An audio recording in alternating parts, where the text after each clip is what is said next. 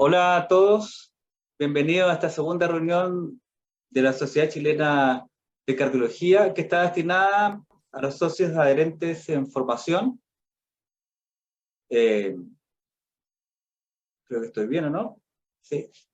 Entonces, la idea es que iniciemos esta segunda reunión 2023, socios adherentes en formación, que se refiere a todos los residentes de cardiología pediátrica y cardiología de adultos, que deseen mantener una nueva vínculo con la Sociedad Chilena de Cardiología y fomentar la intercambio docente de información acerca de la cardiología tanto de adultos como de niños.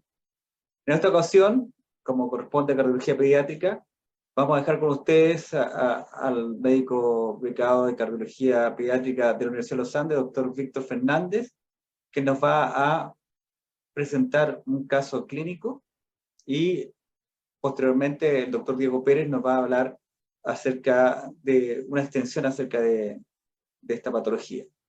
Entonces, doctor Fernández, adelante, por favor.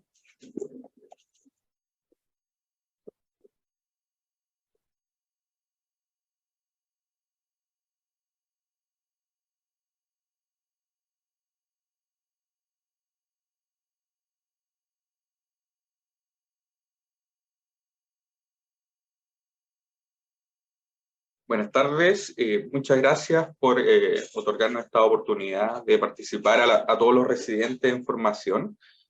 En esta instancia vamos a conversar sobre un caso clínico referente a las anomalías coronarias complejas en pediatría.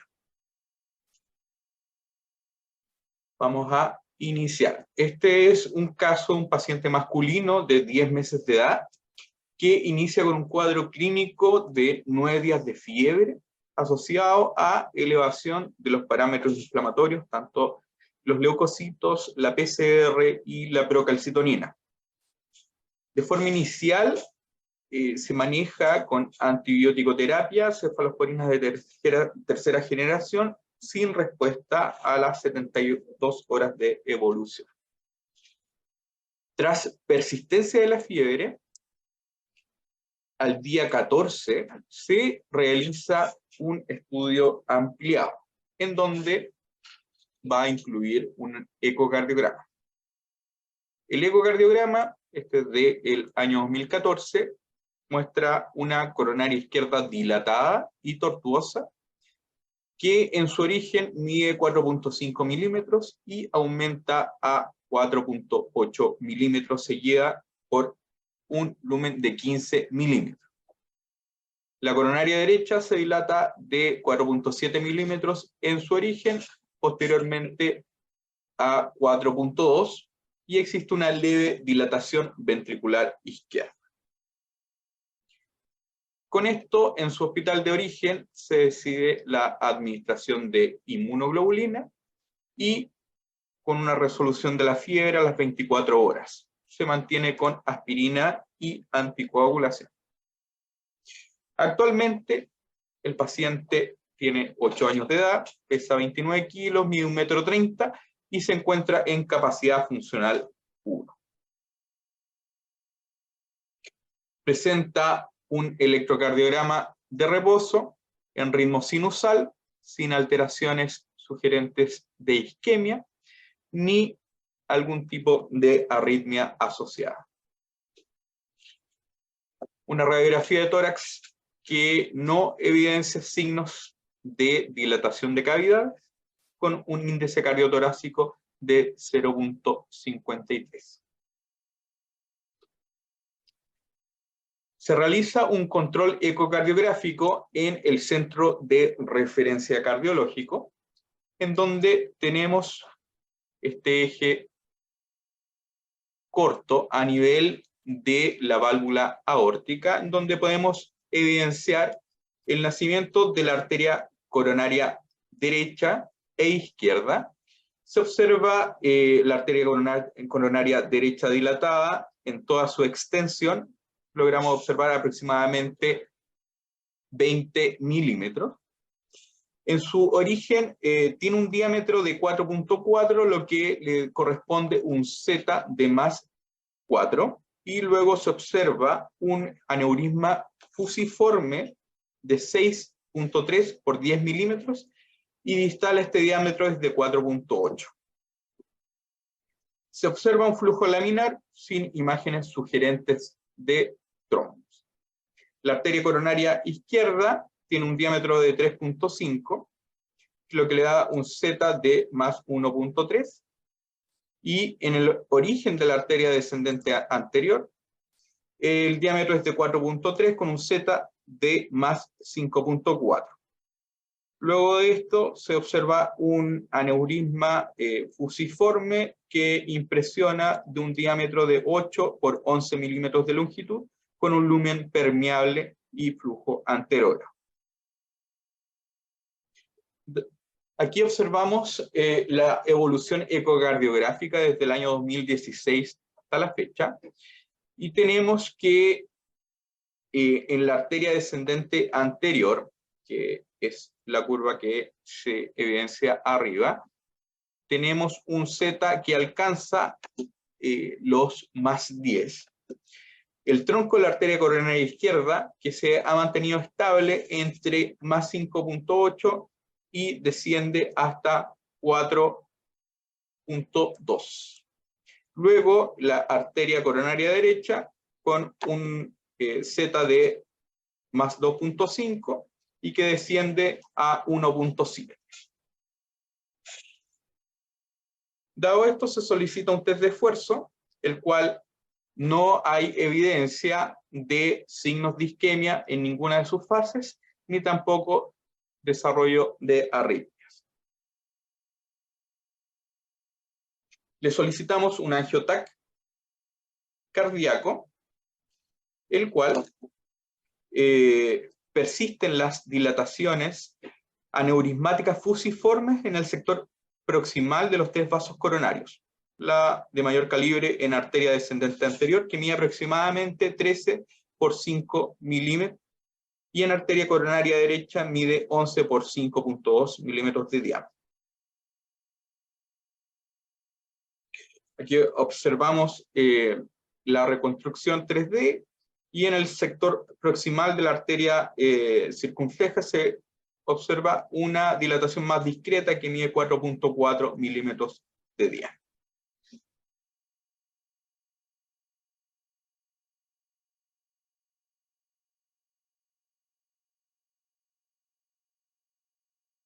Se realiza un SPECT cardíaco de estrés y reposo, en donde se evidencia un ventrículo izquierdo de tamaño normal, con una calcificación al trayecto de la descendente anterior en el estudio tomográfico.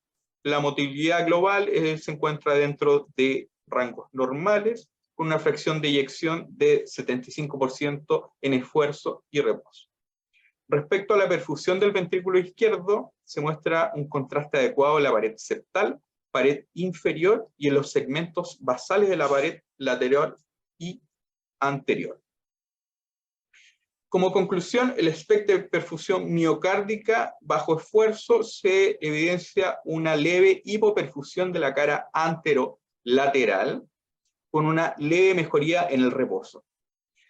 Este hallazgo probablemente corresponde a una lesión en la arteria descendente anterior con una discreta isquemia. Dado todos los hallazgos del estudio en profundidad, se discute en reunión clínica y se decide realización de una coronariografía. Aquí observamos la arteria coronaria derecha, la cual es dominante, en donde se observa un aneurisma ostial sin lesiones estenóticas. Aquí observamos la arteria coronaria izquierda, en donde el tronco común no presenta lesiones angiográficas. La arteria descendente anterior se encuentra con un aneurisma calcificado en el segmento proximal, con una estenosis en el borde distal de un 20%.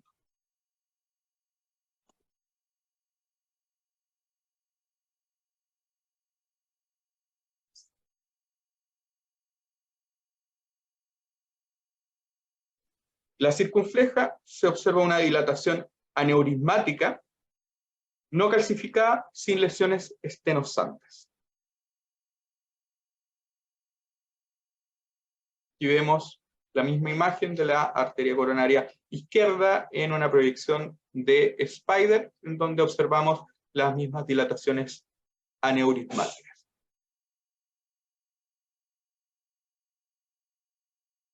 Ahora vamos a proseguir con la revisión del tema para ver la conclusión final en el paciente. Hola a todos, buenas tardes. Yo soy Diego Pérez, como me habían presentado previamente. Vamos a realizar una revisión respecto a aneurismas coronarios. Y en vista de que en esta instancia estamos en una conversación tanto con todo el resto de becados de cardiología pediátrica, esto también está, aquí también van a participar becados de cardiología adultos y obviamente todo el resto que venga a ver el seminario. En ese contexto consideramos importante el tema de los aneurismas coronarios como una patología que no solo se limita a la edad pediátrica en el momento en que ocurre el Kawasaki agudo, sino que los aneurismas son patologías, son una patología que se extiende en el tiempo, que requiere de un seguimiento y que pueden tener consecuencias no solo en los primeros 5 años de evolución, sino a lo largo de toda la vida. Y por otro lado, esto es una historia en evolución. Entonces, como vamos a hablar específicamente de aneurismas, vamos a hablar de generalidades de los aneurismas, que está definido como una dilatación de las arterias coronarias, que es más de 1,5 veces el diámetro de referencia. La prevalencia puede ser de 0,3 a 5% en la población general, y esto es importante.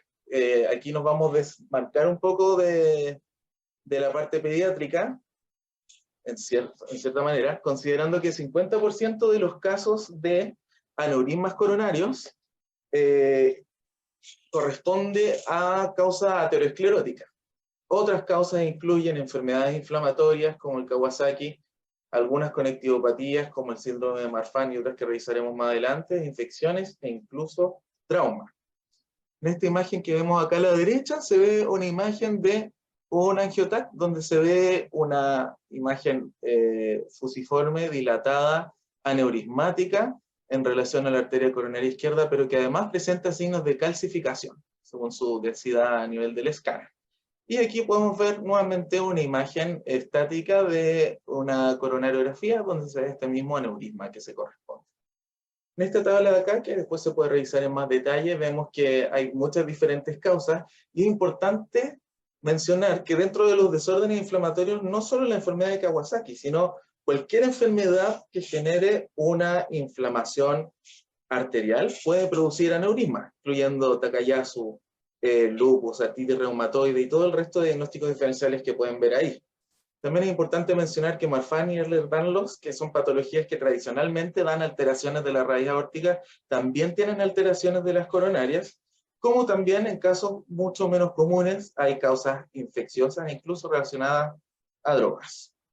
Ahora, existen factores comunes en todas estas etiologías, y es que existe destrucción de la túnica media, que va a disminuir el estrés de la pared y que eventualmente va a generar una dilatación aneurismática de estos vasos. Ahora, ¿por qué ocurre esta destrucción de la túnica media? También en general vamos a saber que todos estos casos presentan un ambiente proinflamatorio que genera una sobreexpresión de enzimas, que a la vez va a generar destrucción de partes de la pared, va a enfermar a los vasos que irrigan esta pared, los vasa vasorum. Es importante mencionar que existen personas que tienen susceptibilidad genética. Es importante mencionar que puede haber injuria mecánica de la pared y disfunción endotelial por algún motivo previo. Y, como ya habíamos mencionado, toda esta patogenia tiene una posible asociación o incluso superposición con la aterosclerosis. Entonces, más específicamente, ¿qué pasa con la aterosclerosis desde el punto de vista fisiopatológico? Hay una enfermedad inflamatoria transmural que va a generar con el tiempo calcificación y fibrosis, y que, dada la sobreexpresión también del factor óxido nítrico, va a generar vasodilatación y va a disminuir la resistencia de la pared. Mientras que el modelo que se ha estudiado en la enfermedad de Kawasaki es que, dada la presencia de vasculitis, va a haber una infiltración neutrofílica de la pared, que va a generar factores inflamatorios y eventualmente la elastina se va a romper, generando entonces el espacio para que exista infiltración. Y otra cosa muy importante que puede servir para futuro es saber que un factor enzimático muy importante son las metaloproteinasas de la matriz. Es decir, enzimas que se dedican a destruir la matriz extracelular. Y eso va a generar una inestabilidad de la pared. Y es importante saber que este gen en particular, el MMP3, se ha estudiado como un posible causante y como un factor común en los pacientes que presentan dilataciones aneurismáticas, ya sea pacientes con aterosclerosis o incluso con Kawasaki. Aquí podemos ver un detalle de todos los factores que hasta el momento se han estudiado que podrían tener que ver desde el punto de vista genético con la expresión de los aneurismas. Ahora, ya acercándonos de a poco al tema clínico, es importante mencionar que los aneurismas pueden tener diferentes características. Pueden ser saculares, fusiformes como los que vimos, o puede ser ectasia, que por definición es una dilatación más bien difusa de la arteria coronaria. Y también existe una definición en particular que es la de aneurisma gigante, que lo ocupamos bastante para definir conductas, al menos en el punto de vista cardiológico pediátrico, que es decir que un aneurisma gigante es aquel que tiene en una estandarización de Z-score un Z más de 10 u 8 milímetros absolutos en superficie.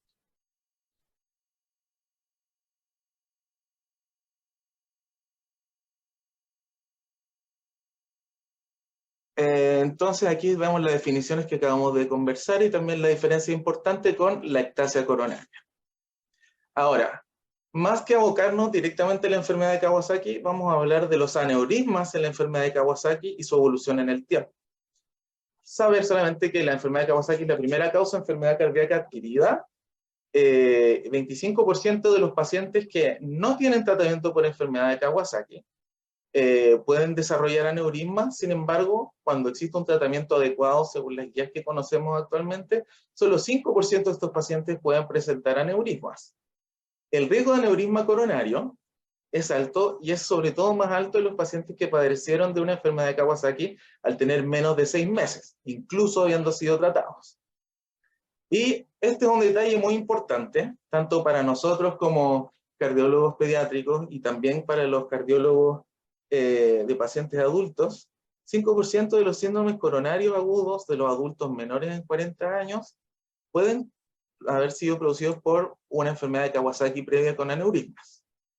Y solamente para recordar desde el punto de vista pediátrico, la enfermedad de Kawasaki es una enfermedad inflamatoria, que es un síndrome mucocutáneo, con alteraciones mucocutáneas y linfonodulares, que generalmente ocurre en menores de 5 años y que su mortalidad es por causa cardíaca. En Japón es más habitual que exista esta enfermedad y tiene una letalidad calculada en 0,015%. Otra cosa muy importante es que la mayor mortalidad de estos pacientes es en el periodo agudo y subagudo, es decir, de los 15 a 45 días previo al inicio de la fiebre. En el caso de la enfermedad de Kawasaki está estudiado que primero ocurre una arteritis necrotizante, ocurre una infiltración neutrofílica en las primeras 2 semanas que va destruyendo la pared arterial, generando estos aneurismas, y es por eso que siempre que nosotros en pediatría estamos ante un paciente con Kawasaki, la verdad, cuando se van a volver más evidentes estos aneurismas es después de las 2 semanas. Más adelante ocurre un proceso de vasculitis subaguda, donde la infiltración ahora es linfocitaria, y va a iniciar desde 2 meses después de la fiebre hasta meses a años más adelante. ¿Qué significa esto? Nosotros cuando vemos los aneurismas por primera vez en un paciente con enfermedad de Kawasaki, no estamos viendo el estadio final de esta enfermedad. Y por último, posteriormente existe una proliferación miofibroblástica, lo que va a generar nuevos cambios, particularmente en relación al lumen. ¿Y qué cosa puede ocurrir? Pueden permanecer los aneurismas que ya habían mencionado, como también puede haber estenosis de su lumen, con o sin trombosis. Entonces, con todo esto en cuenta, se puede plantear ya cuál es el manejo inicialmente médico de la enfermedad de Kawasaki. Aquí vemos un nuevo gráfico donde se resume lo que acabamos de conversar en las diferentes etapas de la conformación de los vasos coronarios. Entonces, ¿qué va a pasar con estos aneurismas? se dice que hasta 75% de los aneurismas de una enfermedad de Kawasaki aguda pueden regresar y volver a la normalidad. Pero existen otros aneurismas, que son aneurismas saculares, generalmente los grandes, que tuvieron un proceso importante de lisis de su túnica íntima, media y elástica, que no se pueden regenerar, presentando estos aneurismas ya persistentes. Ahora aquí, este es un estudio angiográfico que lo que hace es revisar angiografías de aneurismas coronarios, pero causados por diferentes etiologías. Y es importante mencionar que al angiotac se pueden distinguir patrones distintos de aneurismas según la enfermedad a la cual estemos expuestos. Aquí además podemos ver que en este estudio angiográfico se vieron las causas y la frecuencia relativa de las causas de estos aneurismas. Y podemos ver que, como ya habíamos mencionado, los aneurismas ateroscleróticos corresponden a 50%. Pero, ¿qué diferencia tienen los aneurismas en estos pacientes? Son aneurismas múltiples, habitualmente asociados a la arteria coronaria derecha. Ese es el punto más habitual donde ocurren estos aneurismas. Y lo otro importante mencionar es que pueden haber enfermedades de 3 vasos y también el patrón de aneurismas puede ser más bien ectásico. Es decir, estos aneurismas son generalizadamente dilatados.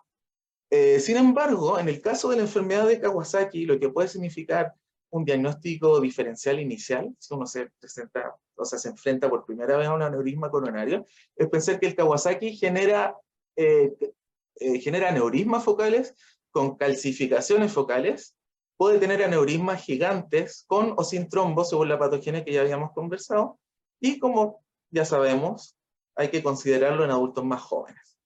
Después se puede revisar más en detalle el resto de etiologías y sus características imagenológicas. Ahora, respecto a estos aneurismas, ¿qué opciones tenemos para mirarlo imagenológicamente? El angiotac coronario se ha dicho que es el gold standard para ver morfológicamente estos aneurismas. Y es importante considerar que nosotros, como médicos que vemos a los niños en su primera etapa, tenemos que asegurarnos que el examen que se vaya a realizar sea el adecuado y no estemos sobreexponiendo radiación a los niños.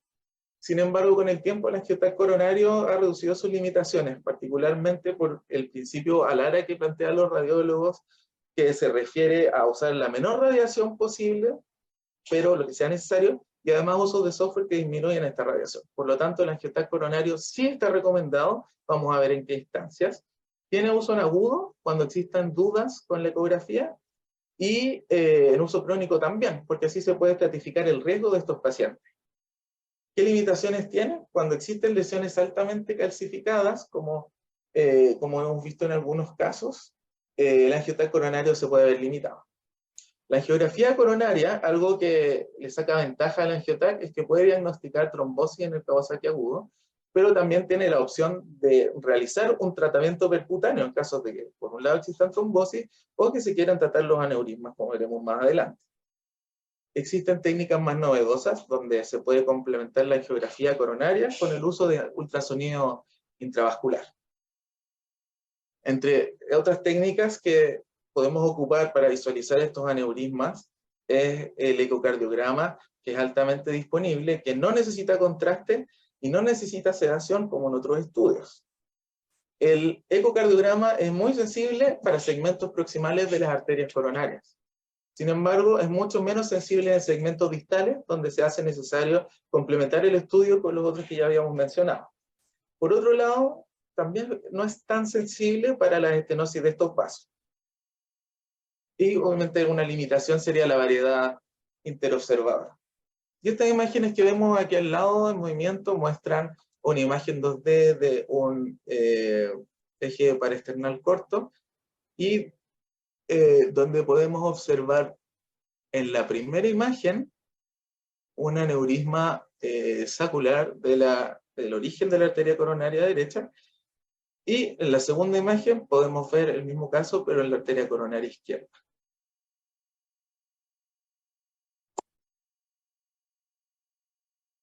Bien. La resonancia magnética cardíaca es otra técnica de imagen que se ha planteado como para estudiar estos aneurismas. Una ventaja grande que tiene sobre las otras modalidades de imagen es que tiene ventaja en evaluar el miocardio, sobre todo cuando en el Kawasaki agudo los pacientes tienen alguna alteración de la función, no necesariamente segmentaria. Pudiera ser que estuviera asociado a miocarditis aguda por Kawasaki. Y en los casos de pacientes con aneurismas crónicos que tienen lesiones coronarias severas, es útil para revisar si es que existe fibrosis a nivel del miocardio. De todas maneras, este estudio tiene menor sensibilidad que los angiotacs para los aneurismas crónicos. Por otro lado, la angiotac presenta mejor resolución espacial que la resonancia. Ahora, abocándonos al seguimiento de los pacientes que tienen aneurismas por Kawasaki, estas recomendaciones son las obtenidas por la guía de la AHA, American Heart Association, del 2017, que son las guías de Kawasaki. Y, como estamos hablando de aneurismas, respecto a los aneurismas grandes y gigantes, que son los denominados como clasificación 5, es importante saber que al ser persistentes, estos deberán recibir evaluación de isquemia inducible, como se hizo en el caso presentado. Esto puede ser de múltiples maneras, pero hay que considerar que al menos en la edad pediátrica pueden estar limitados, como por ejemplo en la colaboración de los niños al realizar el test de esfuerzo, o el momento en que ya se puede empezar a administrar el test de estrés con glutamina. Aquí un resumen de las recomendaciones de seguimiento para los pacientes con aneurismas gigantes.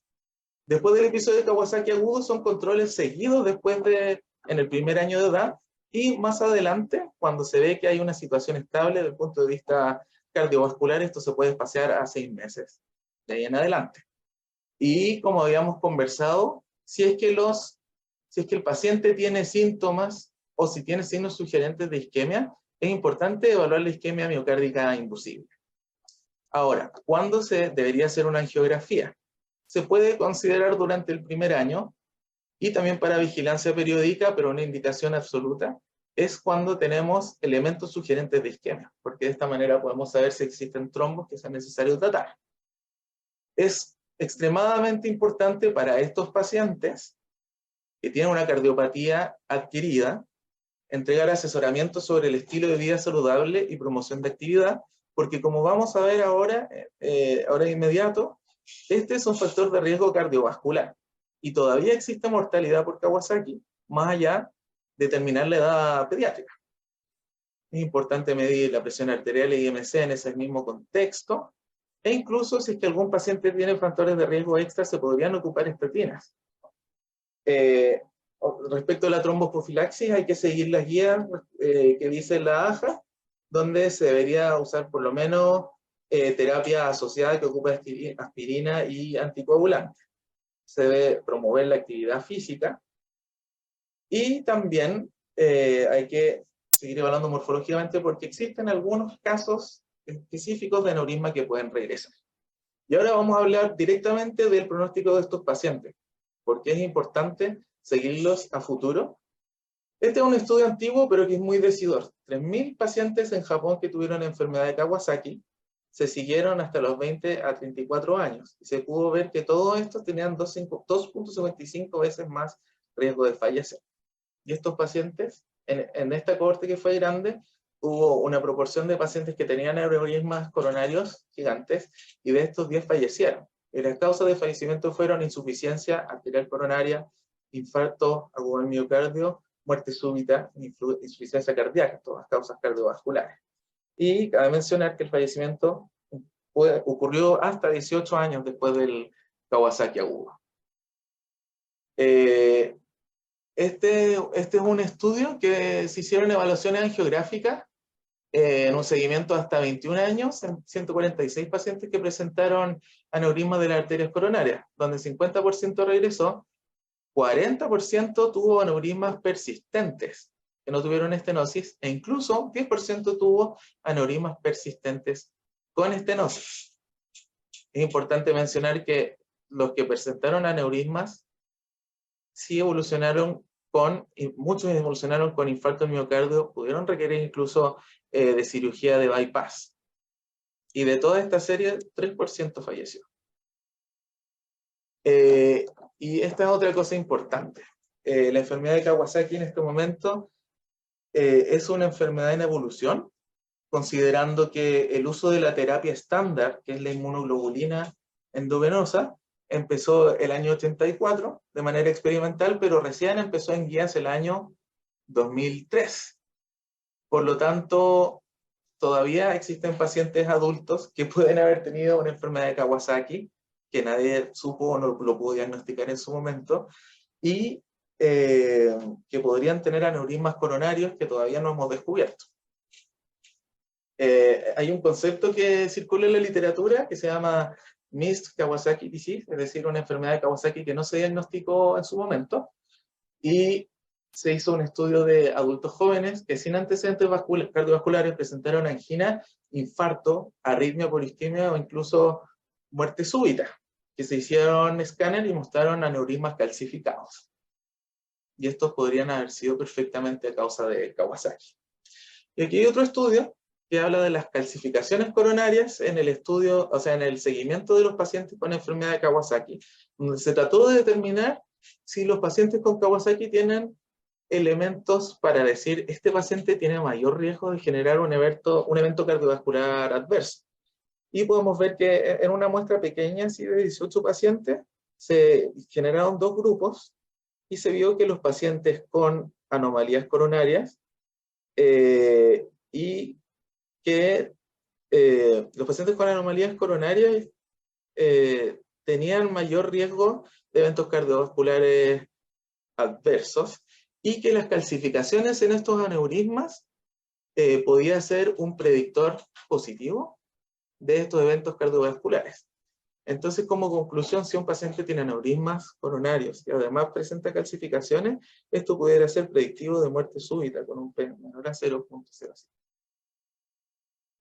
Aquí hay una serie de 4 casos, todos pacientes adultos entre 35 y 40 años, en pacientes que tenían pocos factores de riesgo, pero que sí presentaban aneurismas coronarios como causa de su infarto.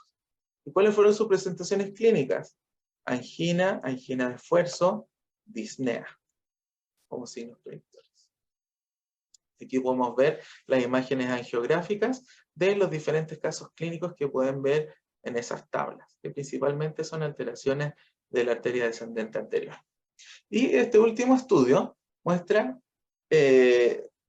buscó en 500 pacientes con aneurismos coronarios si es que existían factores de riesgo detectables en el seguimiento de la enfermedad de Kawasaki para poder anticiparse y prevenir estos efectos coronarios adversos. De estos 500 pacientes, 75% tuvieron regresión de sus aneurismas coronarios. Sin embargo, los pacientes que no tuvieron regresión, es decir, tuvieron aneurismas persistentes, eran de la era pre-inmunoglobulina, es decir, pacientes que no recibieron ese tratamiento, que tenían un Z-score mayor a 10 de sus aneurismas coronarios al momento del diagnóstico, y eran aneurismas que solían ser bilaterales.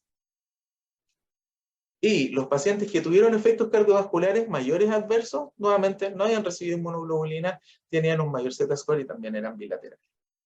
Aquí podemos ver una curva Kaplan-Meier donde se ve la probabilidad de regresión de los aneurismas coronarios, que habíamos dicho que llegaba a 75%, pero al hacer la descomposición, según, por ejemplo, era en la cual se realizó, o sea, en cual el paciente se diagnosticó el Kawasaki, obviamente los aneurismas coronarios regresaron mucho menos en los pacientes que no recibieron inmunoglobulina. Y los pacientes, por ejemplo, entre 2010 y 2014 que sí recibieron inmunoglobulina, tuvieron una regresión mayor al 80% de estos aneurismas al seguimiento de 24 meses más adelante. Otra cosa importante a mencionar es que los pacientes que se trataron antes de los 10 días del diagnóstico de Kawasaki también tuvieron una mayor probabilidad de regresión. En el caso que revisamos ahora fue un paciente que tuvo un diagnóstico solo 14 días después de haber empezado sus síntomas. Esta tercera curva muestra que los pacientes que tenían un Z-score mayor a 10 tuvieron mucha menor regresión de sus aneurismas coronarios. Los que estuvieron entre 5 y 10 llegaron hasta casi un 50% de regresión, y los que tenían un Z-score menor a 5 tenían ya hasta 80% de regresión.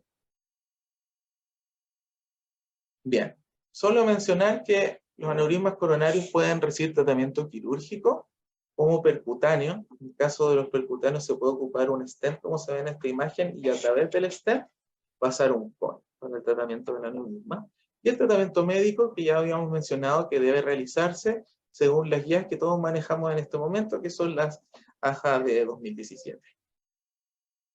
Como conclusiones, los aneurismas coronarios son hallazgos excepcionales que tienen diferentes causas, pero que la aterosclerosis y la enfermedad de Kawasaki son los más relevantes. En este momento tenemos muchos pacientes que tuvieron enfermedad de Kawasaki que han avanzado a la edad adulta.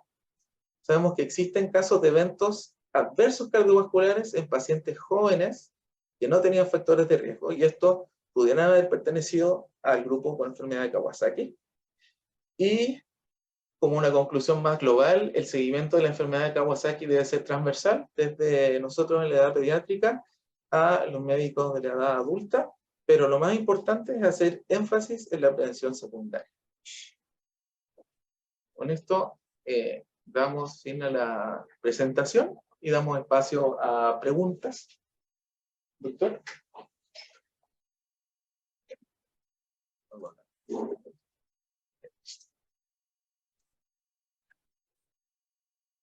Ya. No hay preguntas en este momento. En el fondo, como conclusión del caso, gracias al doctor Fernández y al doctor Pérez por sus presentaciones. Creo que una de las cosas relevantes de estos casos es el hecho de que tengamos diferencias con el adulto en algunos aspectos. Por ejemplo, de alguna manera nosotros el agitar coronario es un elemento de juicio para poder avanzar rápidamente en establecer pronósticos. Sin embargo, el agitar coronario no es un examen fácil de ser bien hecho en pediatría. Por ejemplo, tenemos limitantes en lo que se refiere a la frecuencia cardíaca, ¿ya? Los pacientes pediátricos tienen frecuencia cardíaca más alta y hay que establecer anestesia general y disminución de la frecuencia cardíaca para obtener una buena imagen y establecer pronósticos. Desde otro punto de vista, y como ya lo hemos visto en el adulto, si hay becados de pediatría, de cardiología adulto, pueden preguntar también. El tema principal viene dado porque el estudio de perfusión miocárdica tampoco es un estudio que nos dé total garantías de que y es bastante cuestionable que esos elementos de isquemia puedan ser reales o realmente funcionales. Una cosa es tener un defecto anatómico, estructural de la coronaria, y otra cosa es que esa coronaria, aún con este efecto estructural y clasificado, sea funcionalmente efectiva, ¿ya? Entonces, una pregunta que tengo ahí, si me puede responder Víctor y Diego, es cómo nos apeamos entonces y cómo en pediatría especialmente decidimos que un paciente con una lesión coronaria pueda o no hacer ejercicio. ¿Qué cosas tendríamos que hacer?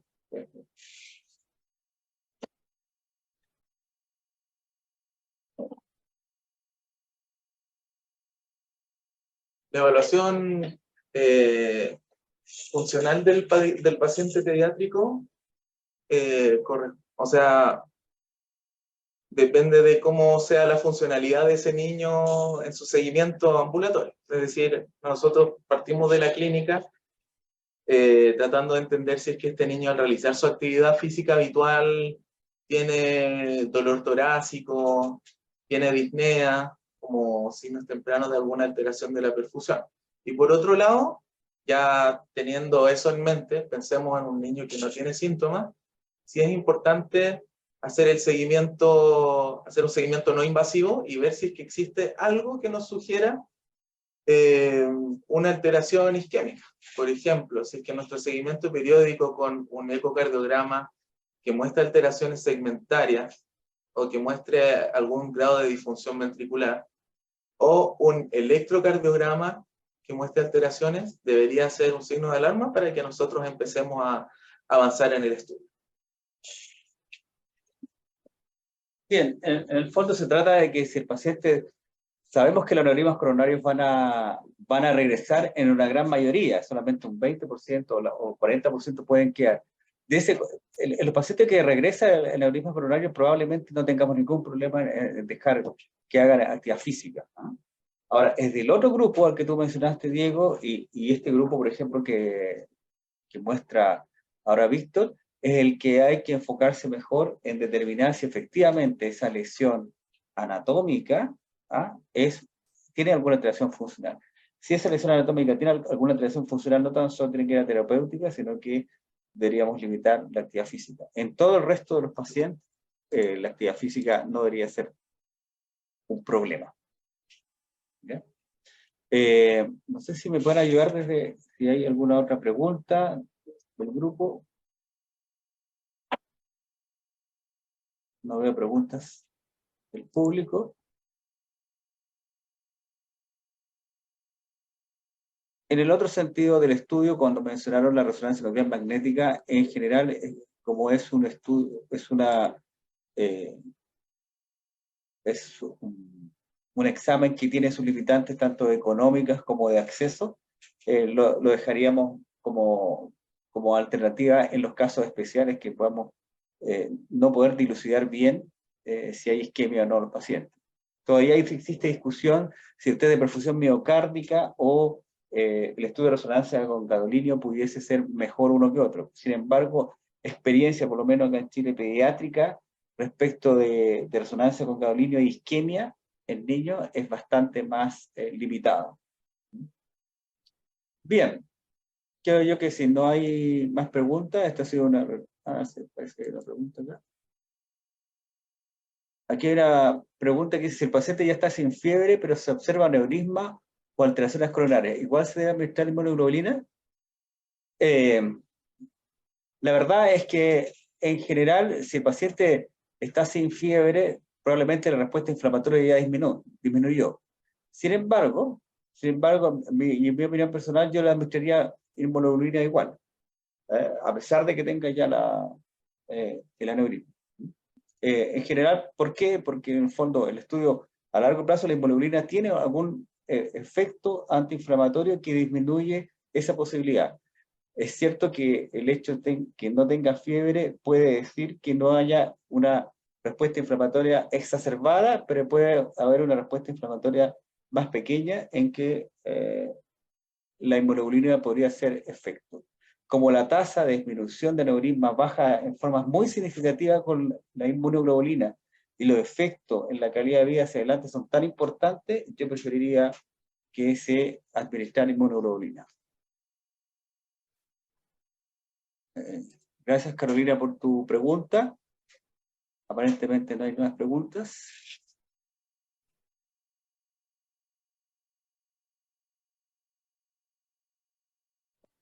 ¿Qué pasó con tu paciente, Víctor? Vamos a dar un comentario final de qué está.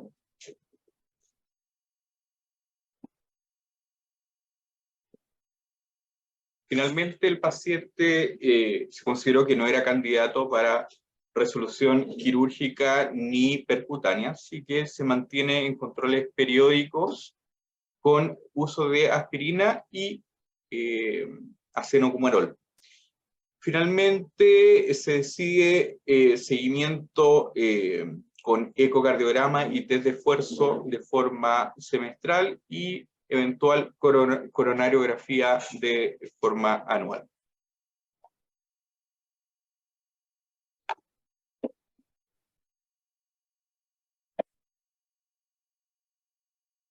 Bien, creo que si no hay más preguntas, queda claro que la enfermedad de Kawasaki es una enfermedad que dentro de la pediatría tiene bastante relevancia por el pronóstico a largo plazo que va a generar y que en la cardiología del adulto, de todas maneras, los colegas que ven esta área se van a encontrar con pacientes que tienen lesiones que han quedado desde antaño y uno podría asumir que esta Kawasaki perdido que encontramos en la etapa adulta, generalmente va a ser una lesión coronaria que va a ser bastante significativa y va a requerir un control seriado más importante. Bien, muchas gracias por la presencia en esta pequeña reunión de residentes de cardiología y lo esperamos para una próxima oportunidad. Muchas gracias y que tengan una buena jornada.